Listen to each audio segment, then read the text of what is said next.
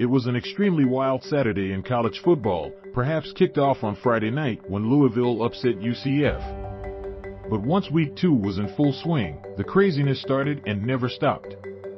Alabama was expected to blow out Texas, but the Crimson Tide had to hold on for dear life, winning in comeback fashion at the very end of the game. North Carolina nearly lost to Georgia State. Texas A&M succumbed to Appalachian State. Notre Dame lost to Marshall, leaving Marcus Freeman winless after 3 games at the helm. Unranked Washington State went into Madison and took down Wisconsin. Kentucky beat Florida and Baylor upset BYU. The Scott Frost era in Nebraska could be ending, as the Huskers lost to Georgia Southern. With so much turmoil, as usual every year, anyone who entered the 2022 season thinking they had a handle on the complexion of college football turned out to know nothing. The only constant, as usual in the sport, is change. In the eyes of ESPN's premier CFB analyst, Kirk Herbstreit, the top 4 teams look relatively familiar.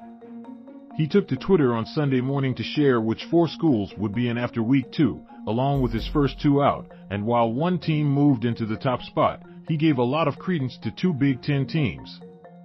Things you might not have known about Michigan football's win over Hawaii. Jim Harbaugh names Michigan football starter for week 3, likely beyond Herbstreit, of course, is an Ohio State alum, and while we find him to be relatively unbiased, the Buckeyes showed a lot of cracks in the armor as it took them a while to pull ahead of Arkansas State, and even after they did, the pass defense should garner some concerns in Columbus.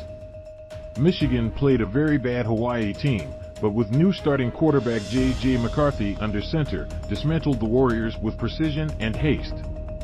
Having Alabama in the top 4 still indicates the belief that maybe Texas is actually back. The truth is, by the end of the season, this could all look very different.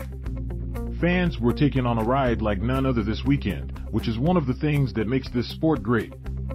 Big Ten Power Rankings after week 2, a new no. One team again, lots of movement. Overall story originally appeared on Wolverine's Wire.